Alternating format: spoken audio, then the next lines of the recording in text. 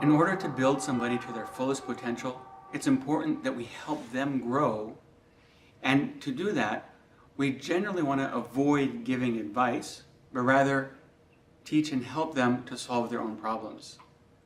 Here's why giving advice is problematic. The youth is passive, and they might even be resistant as you're sitting there and just giving them advice. It cuts off further exploration of the problem.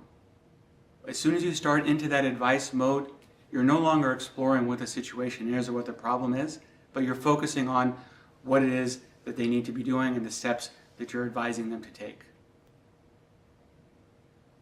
Oftentimes, it's premature. Even though we think that we've solved the problem or that we understand what's going on, frequently that advice is premature. The youth also isn't learning because they're sitting back in that passive role and just listening to what you have to say. Oftentimes, this is also imposing your solution onto their problem.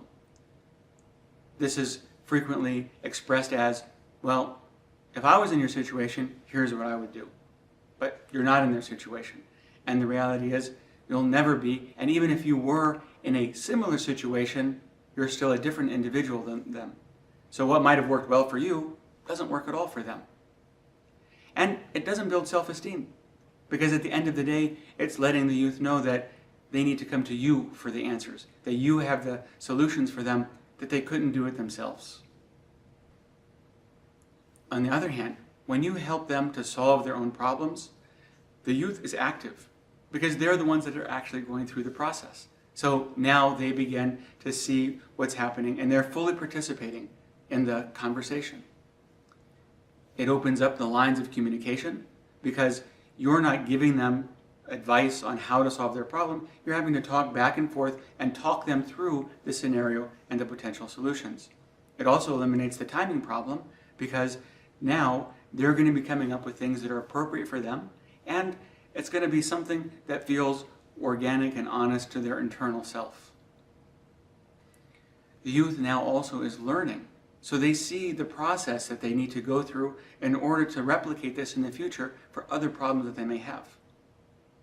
The solution now belongs to the youth because they're the one who came up with it. You've guided them through a process, but at the end of it, they are the ones who identified the solution and chose it as their own solution. So hence they're much more likely to implement it and do well at implementing it because it was their solution.